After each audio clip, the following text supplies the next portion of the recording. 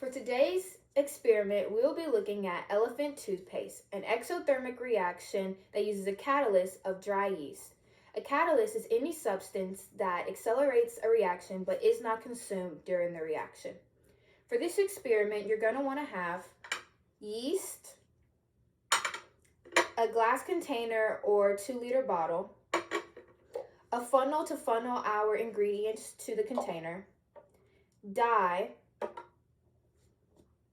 dish soap, preferably Dawn, hydrogen peroxide, I'm using 3%, and a container to catch our experiment once it follows through. The safety suggestions for this experiment includes gloves, eye protection, I'm using my glasses, an apron or lab coat, and if you're of a young age, you might want to have your parents assist you with this reaction and experiment because it is an exothermic reaction and can produce heat. First, you're going to want to take 1 tablespoon of dry yeast and 2 tablespoons of warm water.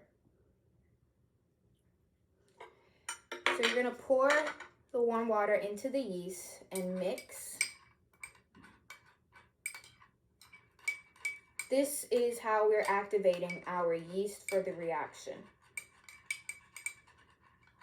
While your yeast is activating, you're going to want to take 1/2 cup of hydrogen peroxide and pour it into your glass container.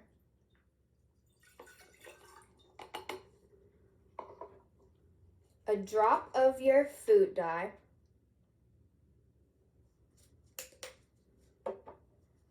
And a squirt of your dish soap. You're then going to want to take your funnel and put it in your container and pour your yeast through the funnel into your container. And as you can see in our glass container, it formed bubbles and foam that's now rising to the top of our container.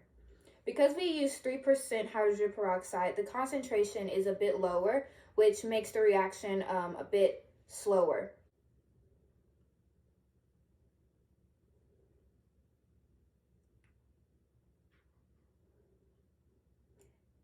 Now that we've waited, you can see that our reaction is now bubbling over and making our elephant toothpaste.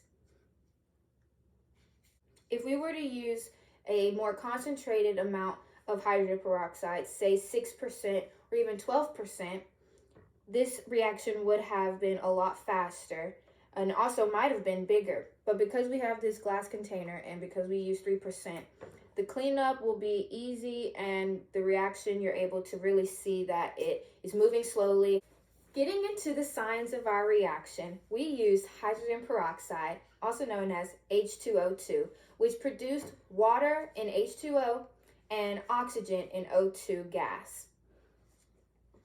Because we used yeast as a catalyst, which as I earlier stated is any substance that accelerates a reaction but is not consumed during the reaction, the yeast activated our water and oxygen molecules and put them in their individual compounds.